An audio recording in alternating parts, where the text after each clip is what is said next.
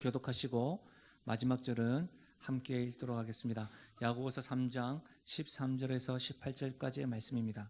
13절입니다. 너희 중에 지혜와 총명이 있는 자가 누구냐? 그는 선행으로 말미암아 지혜의 온유함으로 그 행함을 보일지니라. 그러나 너희 마음속에 독한 시기와 다툼이 있으면 자랑하지 말라. 진리를 거슬러 거짓말하지 말라. 이러한 지혜는 위로부터 내려온 것이 아니요 땅 위의 것이요 정욕의 것이요 귀신의 것이니 시기와 다툼이 있는 곳에는 혼란과 모든 악한 일이 있음이라. 오직 위로부터 난 지혜는 첫째 성결하고 다음에 화평하고 관용하고 양순하며 긍휼과 선한 열매가 가득하고 편견과 거짓이 없나니 화평하게 하는 자들은 화평으로 심어 의의 열매를 거두느니라. 아멘. 본문의 말씀을 가지고 위로부터 난 지혜, 위로부터 난 지혜라는 제목으로 말씀을 나누겠습니다. 우리 야고보서 기도해 주신 대로 야고보서를 배워나가고 있습니다. 아는 것을 삶으로 드러내는 것, 이것에 대해서 하나님께서 야고보 사도를 통해서 우리에게 말씀하시고 있는데요. 12번째입니다. 12번째인데 여러분 지난주 말씀 생각나는지 모르겠습니다. 지난주에 막강한 영향력이라는 제목으로 말씀을 드렸었습니다. 여러분 막강한 영향력, 이것은 말에 대하여 막강한 영향력에 대해서 말씀을 드렸었는데요. 2주간 믿음의 화석화 현상에 대해서 나누었었죠. 믿음의 화석화 현상은 화석과 같이 믿음은 있으나 우리가 이렇게 서서히 굳어가는 것을 말했고, 믿음의 화석화 현상에서 벗어날 수 있는 방법은 굉장히 단순하다고 했습니다. 믿음과 행함을 일치하는 거라고 했어요. 그러니까 우리가 믿는 고백대로 살아내는 것, 그것이 믿음의 화석화 현상을 벗어나는 길이라고 했는데, 야고보 사도는 그와 같은 벗어나는 길을 이야기하면서 가장 먼저 언급한 것이 언어 생활이었죠. 그만큼 이 작은 혀가 막강한 영향력을 행사한다. 작은 불이 큰 숲을 태우는 것 같이 이 혀와 말과 언어가 지옥불과 같다고 하였습니다. 사실 여기까지는 일반 성도들도 그리고 일반 사람들도 알 수 있는 내용이잖아요. 그런데 우리가 또 지난주에 살펴봤던 것은 한 샘에서 단물과 쓴물이 나올 수 없지 않느냐, 한 입에서 하나님을 찬양하고 저주할 수 없지 않느냐, 이와 같은 말씀을 우리를 책망하거나 힘들게 하는 말씀이 아니라, 성도는 그런 거 아니잖아요. 성도의 삶은 그런 게 아니지 않습니까? 라고 우리에게 권면하고 도전하는 말씀으로 받았습니다. 그러면서 그렇다면 우리는 어떻게 해야 되는가? 말의 습관 가운데 언어를 다스려야 됩니다. 언어를 다스리기 위해서 무엇을 다스리라고 했죠? 마음을 다스리라고 했습니다. 왜냐하면 마음에 있는 것이 입으로 나오기 때문이죠. 이 마음이 늘 악한 것이기 때문에 악한 것이 나온다고 하였습니다. 그래서 이 마음을 다스리기 위해서 무엇을 채우라고 했죠? 하나님의 말씀을 채우라고 했어요. 말씀을 지배받는 삶이 되어야 된다고 했고, 말씀에 지배받는 삶은 예수님처럼 말하는 것, 예수님이 말하는 것처럼 말할 때 가능하다고 했습니다. 예수님이 땅에서 수많은 말씀을 하셨는데 그 말 가운데 저는 한 가지를 여러분들과 나눴습니다. 나 중심이 아니라 너 중심으로 말하는 것. 여러분, 이와 같은 의사소통, 말하는 법, 대화법들을 커뮤니케이션이라고 하죠. 근데 여러분, 이런 커뮤니케이션을 여러분 대인 관계 기술이라고 표합니다. 대인 관계 기술. 여러분 묻겠습니다. 이 기술이라는 건 선천적일까요? 후천적일까요? 후천적이죠. 그러면 우리가 딱 정해집니다. 우리가 하나님께 구원받았고 하나님 자녀로서 믿음은 있는데 주님을 닮아가는 삶의 과정은 후천적으로 어떻게 해요? 연습하고 훈련할 때에 주님을 닮아갈 수 있다는 것이죠. 그리고 주님을 닮아갈 때는 뭐가 필요해요? 지혜가 필요한 거죠. 이것은 은혜가 아닙니다. 우리가 어떤 노력과 수고와 관련 없이 주시는 그 선물이 아니라, 우리가 은혜 받은 자로 예수님을 닮아가는 데에는 지혜가 필요한 것이죠. 여러분, 모든 지혜가 다 좋은 것은 아닙니다. 겉보기에는 뭐 참 지혜와 나쁜 지혜가 있나 싶겠지만 성경에 가만히 보면 지혜를 두 가지로 분류했습니다. 거짓 지혜와 참된 지혜, 거짓 지혜와 참 지혜로 구분해놨죠. 사실 겉으로 딱 봐서는 알 수 없습니다. 그러나 성경은 그것을 구분해냈다는 것은 굉장히 중요한 메시지인 것이죠. 우리가 읽었던 14절에서 16절 말씀 한번 보실까요? 14절에서 16절 말씀에 보시면 그러나 너희 마음속에 독한 시기와 다툼이 있으면 자랑하지 말라. 진리를 거슬러 거짓말하지 말라. 이러한 지혜는 위로부터 내려온 것이 아니요 땅의 것이요 정욕적인 것이요 귀신의 것이니 시기와 다툼이 있는 곳에는 혼란과 모든 악한 일이 있음이라. 여러분 여기에서 16절에 보면 위로부터 내려온 것이 아니요 라고 되어 있죠. 이것과 대조되는 것이 뭐예요? 땅 위의 것, 정욕적인 것, 귀신의 것이라고 말합니다. 위로부터 난 지혜와 대조된 것이죠. 다시 말하면 거짓의 지혜가 어디서부터 왔는가? 출처를 밝히죠. 출처가 어디예요? 세상적이고 정욕적이고 마귀적이라는 거예요. 그런데 오늘 말씀에는 거짓의 출처만 말하는 것이 아니라 거짓된 지혜의 특징도 말하고 있는데 그 특징이 뭐예요? 시기와 다툼입니다. 그리고 진리를 거스르는 거짓말입니다. 이것을 분명히 이야기해요. 거짓된 지혜의 특징이 뭐라고요? 시기와 다툼과 거짓말입니다. 진리를 거스르는. 그런 일들이 일어나면 결과가 무엇입니까? 16절에 시기와 다툼이 있는 곳에는 혼란과 모든 악한 일이 있다고 말하는 것이죠. 이것이 성경입니다. 거짓된 지혜에 대해서 선명하게 우리에게 지금 밝히고 있는 것이죠. 사랑하는 여러분, 이 교회 안에 이 거짓된 지혜를 소유한 사람이 있다고 한다면 어떤 일이 일어난다고요? 시기와 다툼이 일어나는 것이죠. 혼란스럽다는 것이죠. 교회 지도자가 거짓된 지혜로 가득 차다면 어떻게 해요? 진리를 거스르는 거짓말로 여러분을 혼란케 만든다는 것이죠. 그래서 여러분 저를 위해서 기도도 많이 해주시고 우리 장로님들, 권사님들, 리더십들을 위해서 늘 기도해야 되는 겁니다. 그래서 새벽마다 우리가 기도하는 기도 제목이 리더십들을 위한 것이죠. 사랑하는 여러분, 바꿔 생각하면 이래요. 겉으로 보기에는 잘 드러나지 않는다고 했잖아요. 그러니까 사람을 볼 때에 시기와 다툼이 있는가? 진리에 대하여 거짓말을 많이 하는가? 거짓된 행위를 하는가? 이것을 보면 거짓된 지혜를 소유한 사람이구나 알 수가 있는 것이죠. 이것은 여러분 교회뿐만 아닙니다. 여러분의 가정과 직장에서도 친구 관계 속에서도 나타나죠. 여러분 거짓된 진리를 계속해서 소유한 사람에게는요 하나님이 허락하신 샬롬과 평강을 맛볼 수가 없습니다. 혼란하니까요. 늘 혼란스러운데 어떤 샬롬을 경험하겠습니까? 평안을 경험하시겠습니까? 재미난 부분은 이 거짓된 진리를 소유한 사람들은요 트러블 메이커인데 참 맡겨진 일을 열심히 해요.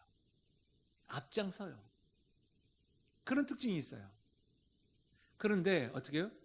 자기가 흔히 말하는 이게 입에 힘은 있는데 주변은 다 쓰러지고 상처받아요. 거짓된 지혜, 시기와 다툼으로 늘 하기 때문에 그런 거예요. 여러분 시기와 다툼이 거짓된 지혜의 특징이라고 했습니다. 특히 여러분 이 시기는요 무섭습니다. 시기는 나 자신뿐만 아니라 다른 사람들도 죽이기까지 합니다. 여러분 잠언 14장 30절 보십시오. 평온한 마음은 육신의 생각이나 시기는 뼈를 썩게 하느니라. 시기는 뭐라고요? 뼈를 썩게 해요. 우리 자신뿐만 아니라 다른 사람에게 뼈를 썩게 해요. 그러면 여러분 시기와 다툼의 문 어디서 온 것일까요? 흔히 비교의식과 경쟁의식에서 있는 거예요. 우리가 야고보서를 배우면서 죄가 어디서 나온다고 했죠? 욕심이 잉태한 즉 죄를 낳느니라. 우리의 죄와 사망의 뿌리가 욕심에 있습니다. 탐욕에 뿌리를 두는 것이죠. 탐욕은 뭐예요? 남이 가진 것까지 내가 가지고 싶다는 거예요. 그 욕심이죠. 거기서부터 경쟁의식이 있고 비교의식이 있고 시기와 다툼이 일어난다는 겁니다. 여러분 내가 가진 것을 남이 가졌기 때문에 분노합니다. 심지어는 내가 가진 것을 남이 가졌기 때문에 화가 나면서 복수하려고 합니다. 다시 말하면 여러분 본인이 가지고 있는 것, 자신이 소유하고 있는 것에 대해서 만족하지 못하고 자신이 소유하고 있는 것을 너무 과소평가할 때 거기서부터 시기는 시작됩니다. 꼭 아셔야 됩니다. 여러분, 예수님의 제자 가운데 요한과 야고보가 있었죠. 그의 어머니는 뭐예요? 그의 어머니가 예수님께 탁 나와서 뭐라고 합니까? 예수님, 한 자리 해주세요. 예수님, 오른쪽과 왼쪽에 한 자리 해주세요. 그랬더니 10명의 제자들이 뭡니까? 나는 저런 부모 없는데 하면서 어떻게 해요? 시기하고 질투했습니다. 그러나 여러분, 10명의 제자들이 놓친 것이 있어요. 3년 동안 함께 하셨던 예수님이 너무 과소평가한 거예요. 예수님이 뭐라고 했습니까? 누가 내 형제요 가족입니까? 주의 말씀을 듣고 따르는 자가 내 형제요 자매라고 했습니다. 그럼 여러분, 3년 동안 10명의 제자들은 예수님과 동고동로 가면서 말씀을 배웠죠. 그 예수님 너무 과소평가한 거예요. 우리 예수님은 저렇게 인맥으로 사람을 세우나? 그런 분 아니라는 거예요. 예수님을 너무 쉽게 본 거죠. 우리 예수님 그런 분 아니라는 겁니다. 사랑하는 여러분, 이와 같이 우리가 가진 것, 우리가 경험하고 있는 분에 대해서 과소평가하거나 감사하지 못하면, 만족하지 못하면 시기가 일어납니다. 경쟁의식이 일어나요. 그러면 다툼이 일어납니다. 사랑하는 여러분, 우리가 가진 것에 만족할 수 있길 바라요. 우리가 가지지 못한 것에 대해서 여러분 집중하기보다 여러분이 가지고 있는 것에 대해서 감사할 수 있는 심령과 입술 되기를 주의 이름으로 부탁드립니다. 여러분, 이전에요, 저희 집에 세탁기가 있었는데 겨울만 되면 어는 거예요. 그래서 얼마 안 되니까, 여러분 뽀로로 아십니까? 뽀로로라고 하는 캐릭터가 그려져 있는 여러 이렇게 그 스티로폼 같은 게 있어요. 그걸 가지고 세탁기를 이렇게 감쌌어요. 그걸로 모자라서 담요로 또 감쌌어요. 안 덮는 담요. 그리고 뭐 어는 걸 막으려고 막 그렇게 했던 적이 있습니다. 근데 이제 그런 일들을 딱 겪고 나니까 저희들이 이제 목사들끼리 모였을 때 이야기할 때 교회와 영혼을 위해서 대화를 해야 되는데 세탁기에 대해서 이야기를 한 거예요. 우리 집 세탁기가 막 얼었어. 너무 춥다 야. 제가 부산에서 있다가 올라온 지 얼마 안 돼가지고 왜 이러냐 했더니 제 옆에 있는 목사가 하는 말이, 그 목사도 교회와 영혼에 대해서 이야기하지 않고 새벽 2시까지 물이 역류돼가지고 나 잠 한숨도 못 잤다 하는 거예요. 그래서 그때 그렇게 이야기했던 게 기억나요. 아이고야, 그것보다 어는 게 낫네. 지금도 잘 쓰고 있습니다. 여러분 가진 것에 대해서 만족할 수 있어야 됩니다. 여러분, 이제 추석 명절 돼요. 추석 명절 되면 우리가 하지 않으려고 하는데 이상하게 비교의식을 가지고 경쟁의식을 가져. 요즘에 추석을 맞이하면서 광고가 어떤 광고를 많이 하는 줄 아십니까? 제가 이제 뉴스로만, 라디오로만 들었는데, 결혼 언제 하니? 언제 취업하냐니까, 예, 아직까지 못했고요. 곧 취업할 겁니다. 한잔 하시죠. 뭐 이런 광고가 계속해서 들리더라고요. 여러분, 저는 이 자리에 있는 어른들에게 부탁드리고 싶어요. 우리는 믿음을 가진 사람들이니까 우리 자녀들에게 이번 추석 때 여러분이 감사의 편지를 적는 것은 어떨까요? 우리 믿음의 선배님들이요. 야, 빈손으로 왔니? 선물 세트 정도 없어? 이렇게 말하기 전에 우리가 먼저 내 자녀가 되어준 것에 감사하고, 또 이렇게 모여서 함께 식사를 할 수 있는 것도 감사하고, 너희의 엄마로 살아가게 해서, 아빠로 살아가게 해서 너무너무 감사하다. 이렇게 여러분, 우리가 가진 것에 대해서 감사할 수 있었으면 좋겠어요. 여러분, 비교하지 마십시오. 꼭 비교해요. 이렇게 모이면 어떻게 비교하냐면, 어느 권사님 네는 외식하러 갔다더라. 우리는 국밥이가. 뭐 이런 식으로 비교합니다. 어느 권사님 네는, 여러분 요즘에 지금 추석 명절이라고 해서 일반 직장인들은 또 연차를 쓰잖아요. 그것도 쉽지 않죠. 자기의 연차를 까먹는 거니까. 근데 어쨌든 연차를 쓰면서, 여러분 태풍 오기 전에 해외로 나가신 분들 많더라고요. 그런 거 생각하면 우리는 시골도 못 가고 방에 콕 박혀가지고 방에만 있나? 이렇게 또 비교가 된다고요. 아닙니다, 여러분. 우리가 가진 것에 대해서 만족하고, 여러분 그렇게 할 수 있어야 됩니다. 자녀에 대해서, 직장에 대해서, 여러분이 가지고 있는 것, 여러분이 지금 누리고 있는 것을 너무 과소평가하지 마십시오. 그 순간에 시기와 다툼이 일어난다는 것을 명심할 수 있길 바라요. 사랑하는 여러분, 여러분 가진 것이 뭡니까? 계수해 보십시오. 하나님께서 허락하신 것이 어떤 것인지 계수 한번 해보십시오. 그래서 감사하십시오. 그럴 때 하나님이 주시는 샬롬과 평안이 있을 것입니다. 그 은혜를 누리시길 바랍니다. 내 안에 세상적인 지혜로 가득하기보다 하나님이 주시는 위로부터 내려온 그 지혜가 가득한 인생 되기를 주의 이름 축원드립니다. 여러분, 위로부터 난 지혜라는 말은 하나님께로부터 왔다는 거예요. 그 출처가 위로부터이니까요. 하나님으로 인하여 주어진 지혜가 참 지혜예요. 그 결과는 혼란이 아닙니다. 평강입니다. 근데 여러분 보십시오. 17절 말씀인데요. 우리 17절 말씀 함께 읽어보도록 하겠습니다. 함께 읽겠습니다. 시작.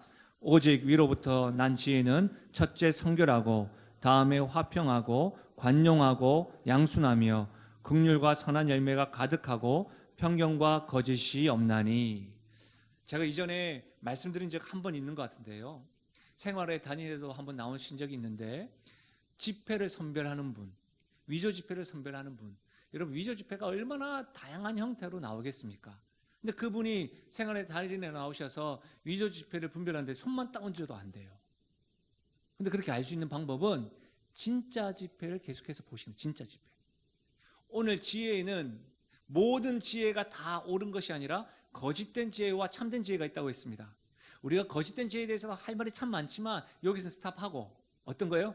진짜 지혜, 참 지혜의 특성을 살펴보므로 거짓된 지혜에 주목하기보다 참된 지혜를 소유하고 누리는 그런 은혜, 그런 은혜를 우리가 사모하면서 말씀을 살펴보자고요.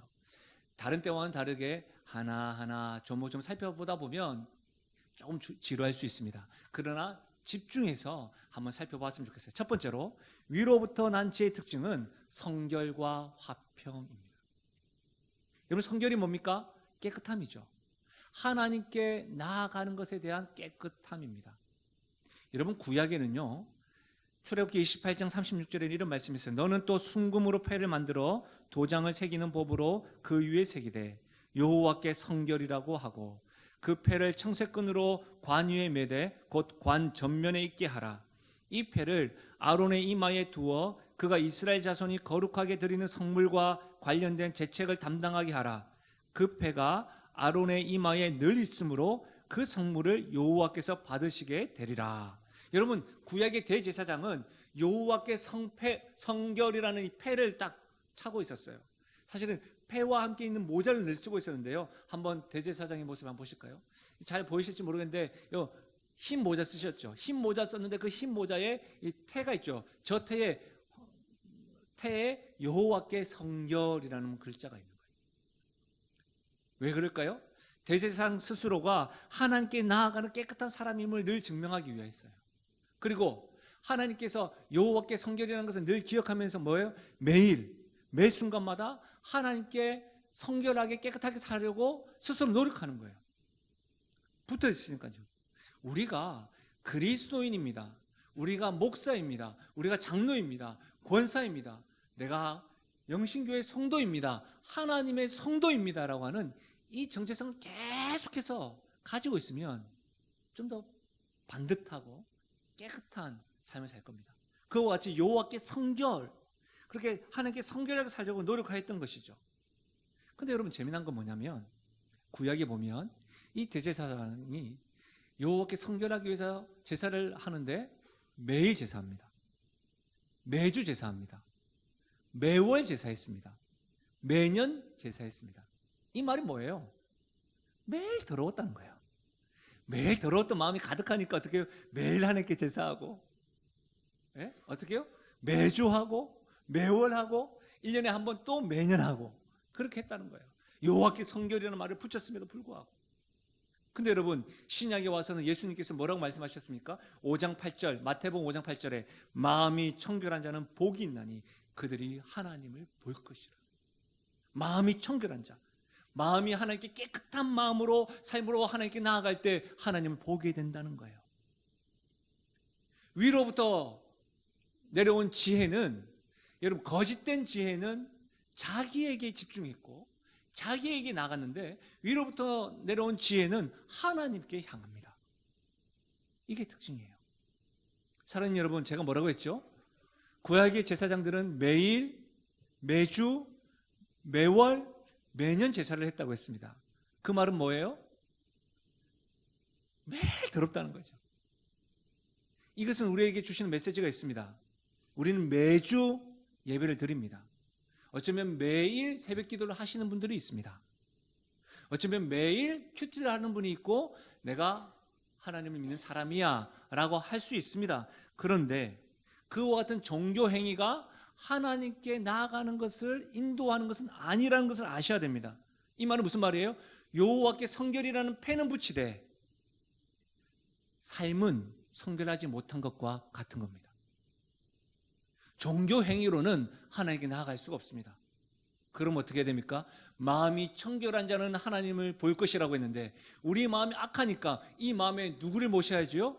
예수 그리스도를 모실 때 우리는 하나님을 볼 수 있고 하나님께 매일마다 나아갈 수 있음을 믿으시길 바랍니다. 여러분 꼭 기억하셔야 됩니다. 매주마다 예배를 드리고 YBS로 말씀을 열심히 배우고 여러분 신앙 연수가 오래되었음에도 직분을 가졌음에도 목사임에도 앞으로 직분을 가질 것임에도 불구하고 그것이 종교행위라고 한다면 삶과 분리된 종교행위라고 한다면 하나님을 볼 수 없습니다. 깨끗한 삶이 되지 못한다. 위로부터 내려온 지혜가 아니라는 거예요. 그래서 어떻게 해야 됩니까? 우리 매일 깨끗해야 됩니다. 매일매일 주님께 나아가야 되는 것이죠. 우리의 삶의 주인 되시는 예수 그리스도의 피로 우리의 삶을 깨끗이 청소해야 합니다. 주일이 지나면 목양실이 엉망된 것을 제가 청소를 합니다. 특히 주일날 엉망인 건 사실은 부끄러워서 제가 보여드리기도 그런 거죠. 왜냐하면 제가 주일날, 토요일날, 금요일부터 토요일날 늦게까지 말씀을 준비할 때 책상이 엉망입니다. 책도 이렇게 엎어져 있지만 제가 집중하기 위해서 또 간식도 먹고 이렇게 먹으면 엉망이에요. 막 씻고 와서 또 이렇게 엉망 다 돼 있어요. 근데 여러분 그 눈에 보이잖아요. 제가 사실은 부끄러운데요. 목양실을 제가 일주일에 한 번, 두세 번 청소한다고요. 제가 그래 청소는 해요. 두세 번 청소하는데 눈에 보이니까요. 근데 여러분 목양실에서 가장 더러운 데가 어딘지 아십니까? 책장이에요. 제가 몰랐어요. 계속해서 목이 아픈 거예요. 물도 조심하고 운동도 하고 있는데 목이 계속 아파가지고 왜 그렇지 했는데 그런 가운데 설교 준비하는데 책을 딱 꺼냈는데 먼지가 함께 저에게 또 올라온 거예요. 눈에 보이는 건 제가요 어떻게 치워요. 눈에 안 보이는 거 정말 먼지와 같이 작은 것들은 쌓여가지고요 더럽게 하더라고요. 그럼 어떻게 돼요? 매일매일 청소해요. 매일매일. 우리는 예수님을 모신 사람들입니다. 예배를 드린다고 한다면 우리 모두가 다 예수님을 주로 모신 사람들이죠. 그럼 우리는 어떻게 해야 됩니까? 눈에 보인 큰 죄들 그런 것들은 아마 여러분은 분명히 회개할 것입니다. 그러나 먼지와 같이 소리 소문 없이 여러분 가운데 삶으로 세상적인 것들로 쌓여가는 것들은 어떻게 됩니까? 매일매일 주님의 이름을 부르면서 깨끗하게 청소해야 하는 것이죠. 여러분 삶 가운데 이런 기도가 있었으면 좋겠습니다. 예수님, 내 마음에 하나님 앞에 나아가기에 부끄럽지 않도록 주의 십자가로 주의 피로 보혈로 깨끗이 씻어주십시오. 이와 같은 기도가 매일매일 주 앞에 잠잠하지 않고 선언되어지고 고백되어지길 바랍니다. 여러분 이 3장 17절 말씀이요 유진 피터슨이 번역했던 메시지 성경에는 이렇게 번역하고 있습니다. 참된 지혜, 하나님의 지혜는 거룩한 삶으로부터 시작하고 다른 사람들과 잘 어울리는데 그 특징이 있습니다. 위로부터 난 지혜의 첫 번째는 성결과 화평이라고 했는데 화평을 뭐라고 설명하고 있습니까? 다른 사람들과 잘 어울리는 지혜. 믿음이 좋다고 말하면서 다툼과 분쟁 중심에 서 있는 사람들이 있습니다. 하나님을 섬긴다고 하면서 여러분 늘 시기와 다툼 중심에 있는 사람입니다. 이런 사람 어떤 사람이에요? 한 입에서 찬양하고 저주하는 사람입니다.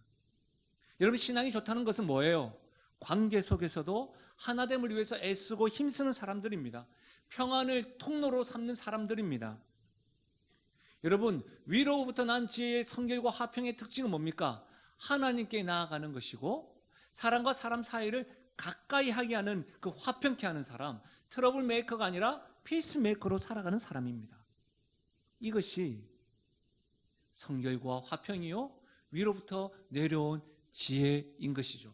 이런 사람들에게는 하나님께서 복을 주십니다. 다른 그 어떤 복보다 어떤 복을요? 샬롬을 주십니다. 평안을 주십니다. 주님의 평안 가운데 살아가고 잠을 취할 수 있는 그 샬롬을 주시는 것이죠.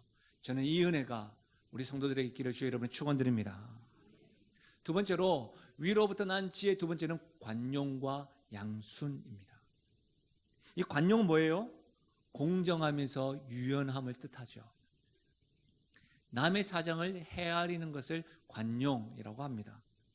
그래서 여러분, 관용적인 사람의 입술을 잘 들어보시면 이런 일들이 많습니다. 그 사람이 왜 그랬을까? 이런 태도를 되뇌이죠. 사실 우리 주변에는요, 다른 사람에 대해서 관용하기보다 자기 자신에 대해서는 굉장히 관용하고 관대하면서 다른 사람에 대해서는 어떻게 해요? 칼인 사람이 있어요. 그래서 많이 지적을 하죠. 그러면서 어떻게 해요? 나는 분명한 사람이야. 나는 기준이 선명한 사람이야 라고 말을 합니다. 여러분, 그런 분들에게 권합니다. 그 사람이 왜 그랬을까? 이와 같은 질문을 계속해서 되뇌어야 됩니다. 왜냐하면 이것이 위로부터 난 지혜이기 때문입니다. 사실 우리 마음이 악하기 때문에 여러분에게 강조를 하지 않아도 우리 자신을 관대하게 생각하고 관용하는 것은 아마 본능적으로 행할 거예요. 그래서 어떻게 해요? 지금 의지적으로 연습을 해야 됩니다. 그 사람이 왜 그랬을까? 관용의 대표적인 사람은 바로 아브라함입니다.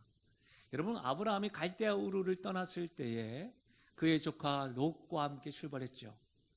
근데 여러분, 한 번도 가보지 않은 곳에서 여러분, 아브라함이 거부가 되었습니다. 얼마나 재산이 많았던지 아브라함이 가진 재산과 조카 롯이 가진 재산 때문에 종들이 싸웁니다. 그래서 아브라함이 롯을 부릅니다. 롯, 너가 동하면 내가 서하고 너가 서하면 내가 동할게. 너가 먼저 선택을 해. 그때 롯이 볼 때에 동쪽에 그 당시에 소돔과 고모라가 있었고 굉장히 부강했던 도시죠.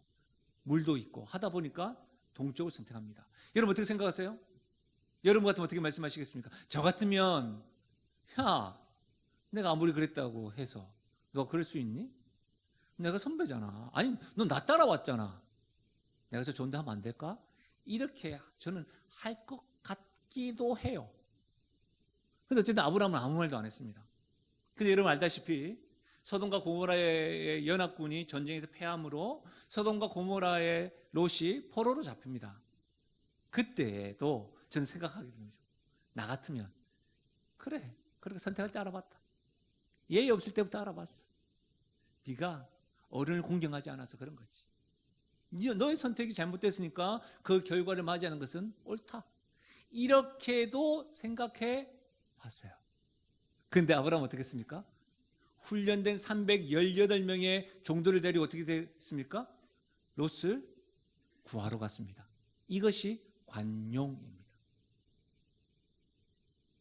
내가 생각하기에 예의가 맞지 않고 내가 생각에 그렇게 행동하지 않아서 그런 결론을 맞이한 거야. 이렇게 말할 수 있잖아요. 그럼에도 불구하고 어떻게 해요? 그 사람은 그러한 이유가 있겠지. 어려움이 있으니까 가서 도와주는 것. 관용입니다.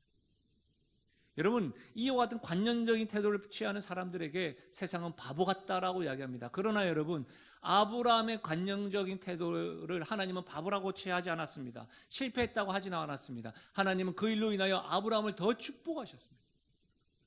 하나님은 그런 분이시기 때문이에요.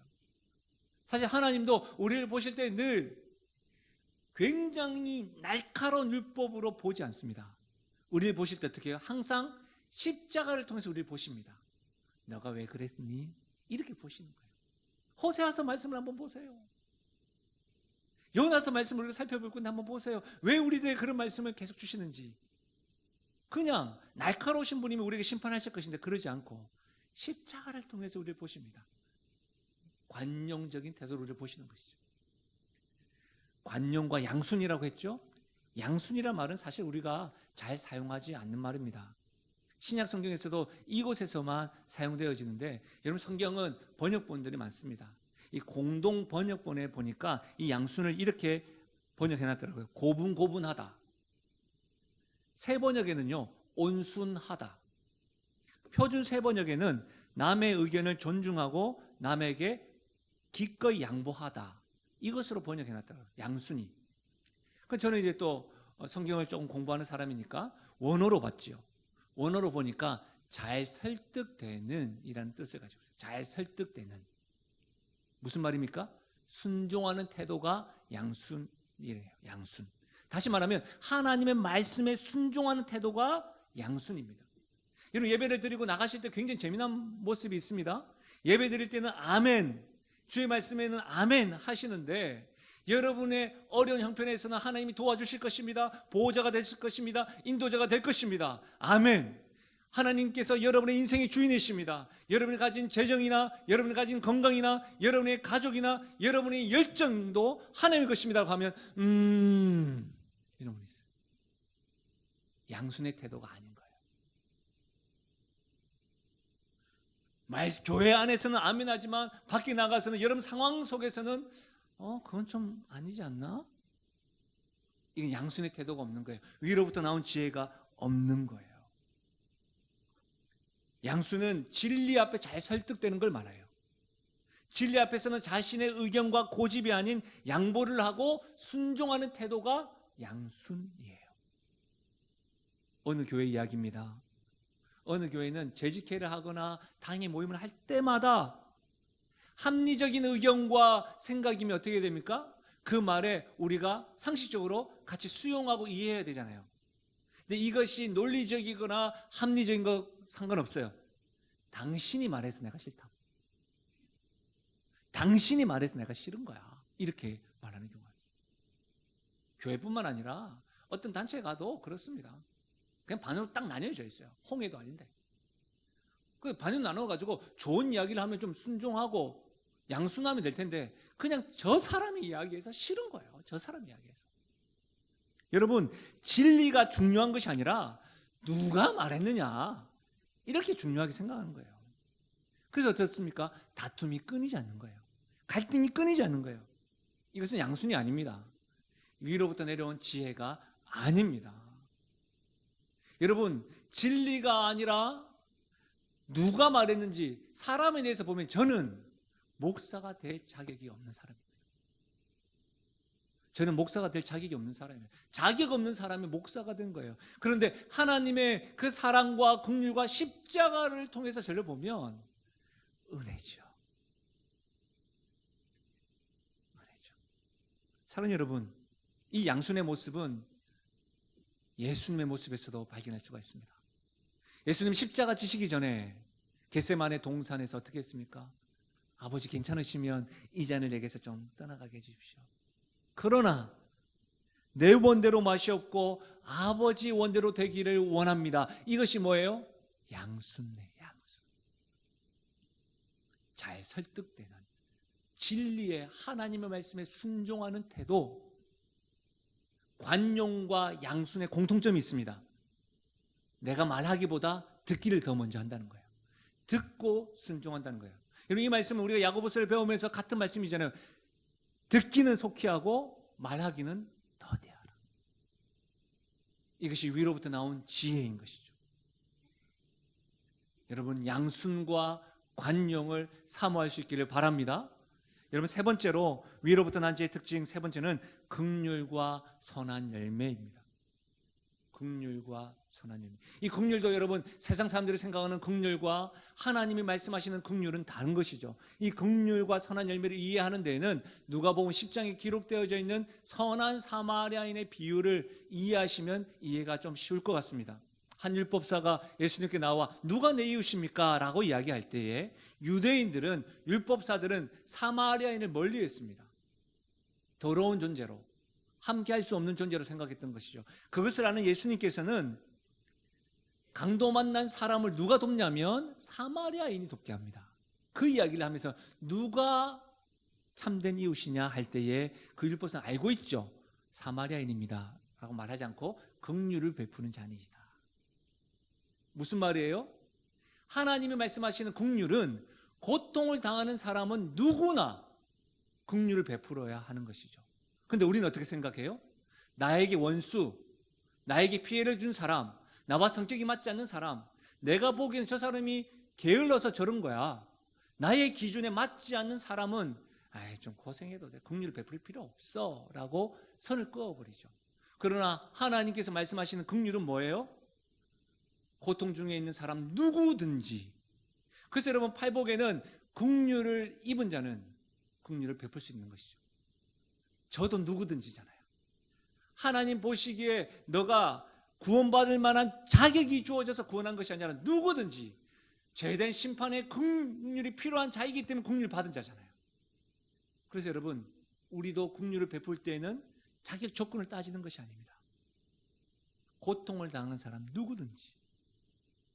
근데 여러분 긍휼히만 여기는 것이 아니라 어떻게 해요?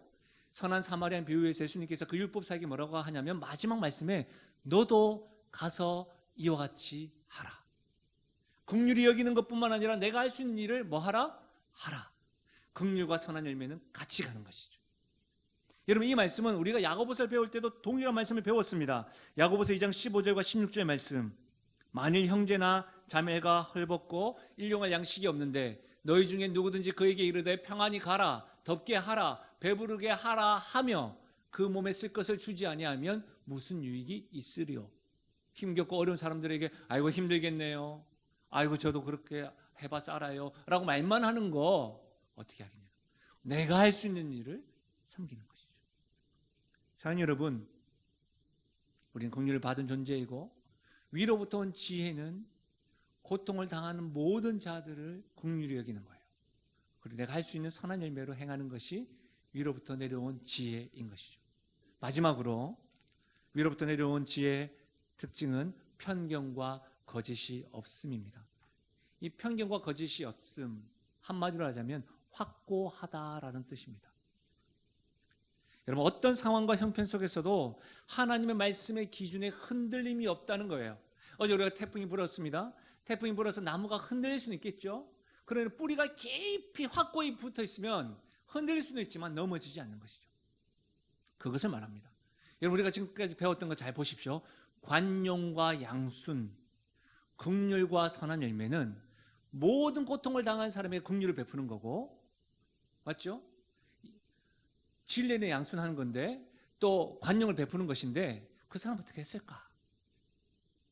그러나 이 모든 것이 어떻게 해요? 진리를 파손하면서까지는 하지 말아야 된다는 것이죠.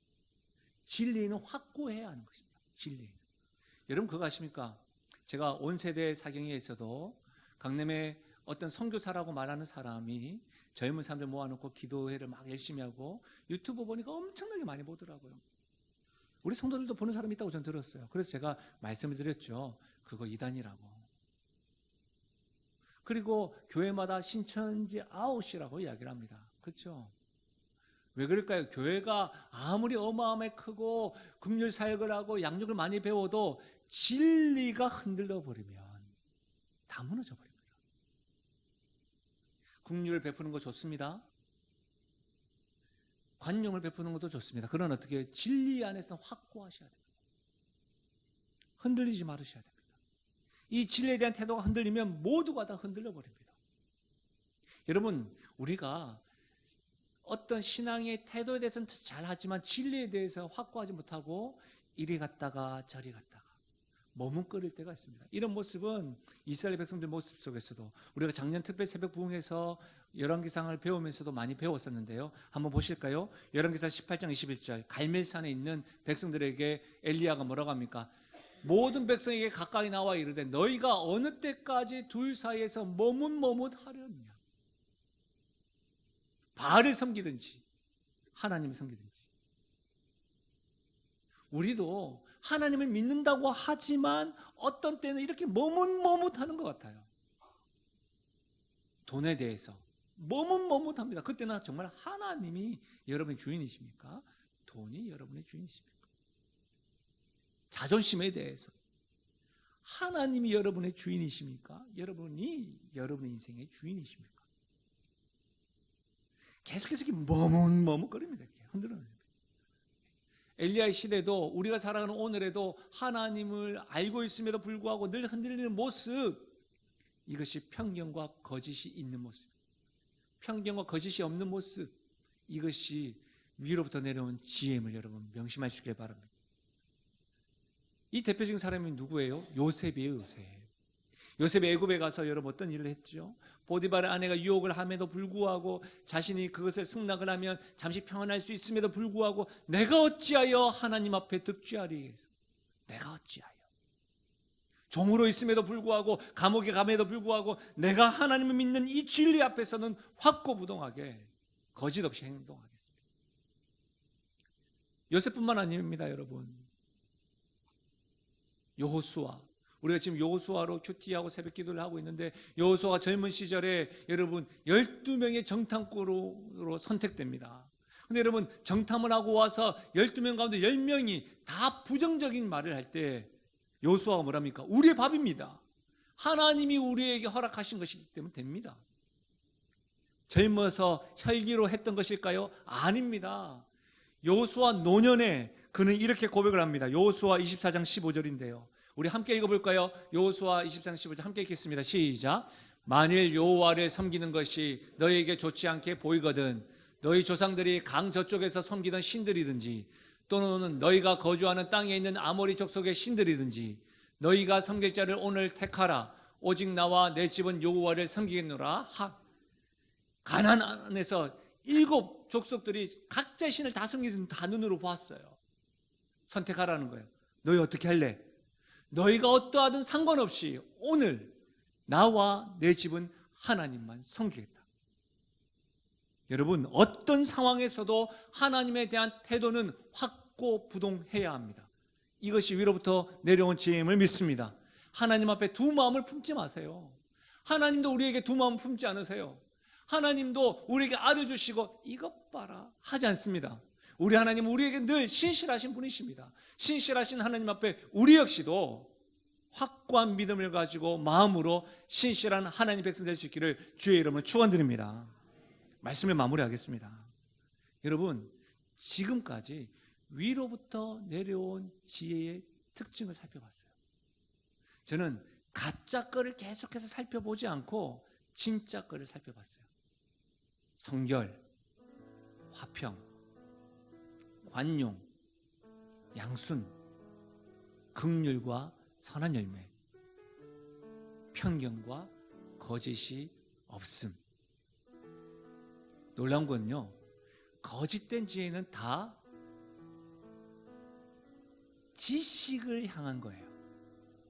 그러나 위로부터 온 지혜는요, 삶의 모양을 말해요. 누구의 모양일까요? 잠언 8장에 기록되어져 있는 참지 되신 예수님의 삶의 모양이에요. 위로부터 내려온 지혜를 한 말씀으로 드리자면 예수님의 마음이에요. 예수님을 닮아가는 거예요. 우리 교회가 예수님을 닮아가는 성장을 멈추지 않는 교회 되기를 소원합니다. 사랑하는 여러분, 예수님을 닮아가는 삶의 내용이 위로부터 난 지혜의 모습입니다. 이런 사람에게는 복이 주어져요. 하나님의 자녀일 뿐만 아니라 샬롬이 주어져요. 평강이 주어져요. 예수님을 닮아가는 사람이 한 가정에 있으면 그 가정에 혼란과 시기와 다툼이 아니라 샬롬이 주어져요. 우리 교회 이와 같은 사람들이 많이 있게 되면 어떻게 돼요? 하나님이 주시는 샬롬이 가득한 줄로 믿습니다. 사랑하는 여러분, 기대가 되지 않습니까? 이와 같은 은혜가 우리 교회 가운데 넘쳐나기를 주의 이름 간절히 축원드립니다. 우리 시간에 이 찬양으로 주 앞에 기도하며 나아가요. 나의 영혼이 잠잠히 하나님만 바라며 나의 구원이 그에게서 나는도다.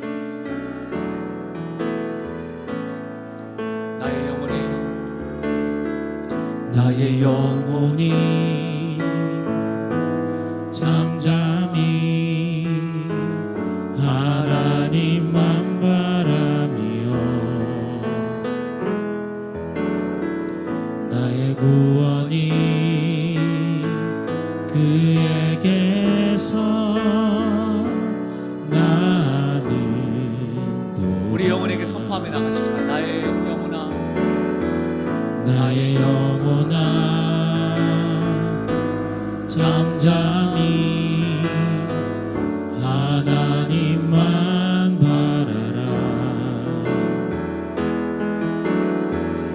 나의 소망이 저에게서 나는도다. 오직 주만이 나의 반석, 나의 구원이시니. 오직 주만이 나의 산성, 내가 요동치 아니. 우리 믿음의 고백으로 오직 주만이 나의 산성, 오직 주만이 나의 반석, 나의